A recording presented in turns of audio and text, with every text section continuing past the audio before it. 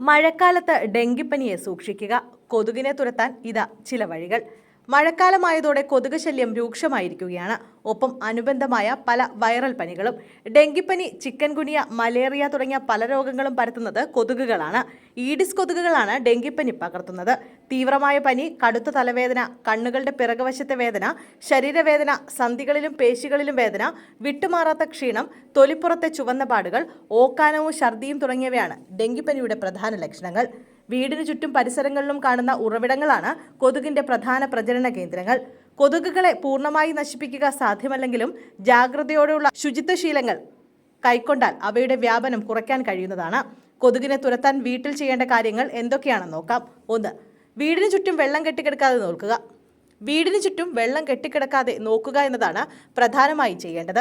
Septic ടാങ്കുകൾ, വെള്ളം സൂക്ഷിക്കുന്ന സംഭരണികൾ, തുറന്നതും കുടിക്കാനും കുളിക്കാനും ഉപയോഗിക്കാത്തതുമായ ജലശേഖരങ്ങൾ തുടങ്ങിയവയെല്ലാം അടച്ചുവെക്കണം. 2. വാതിലുകളും ജനലുകളും എപ്പോഴും അടച്ചിടുക, അല്ലെങ്കിൽ കൊതുകുവലകൾ ഉപയോഗിച്ച് വാതിലും ജനലും മൂടുക. 3. കുട്ടികളും പ്രായമായവരും വീട്ടിലുണ്ടെങ്കിൽ കട്ടിലിന് ചുറ്റും കൊതുകുവല ഇടുന്നതും നല്ലതാണ്. 4.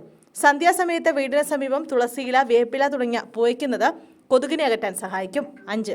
വെളുത്തുള്ളി ചതച്ചെടുത്ത് വെള്ളത്തിലിട്ട് ചൂടാക്കിയ ശേഷം മുറിയിൽ തളിച്ചാൽ കൊതുകിനെ അകറ്റാം. 6. ഗ്രാമ്പുവിൻ്റെയും നാരങ്ങയുടെയും മണം കൊതുകിന് അലോസരമുണ്ടാക്കും. അതിനാൽ ചെറുനാരങ്ങയിൽ ഗ്രാമ്പു കുത്തി മുറികളിൽ വെക്കുന്നത് കൊതുകിനെ അകറ്റാൻ സഹായിക്കും. 7.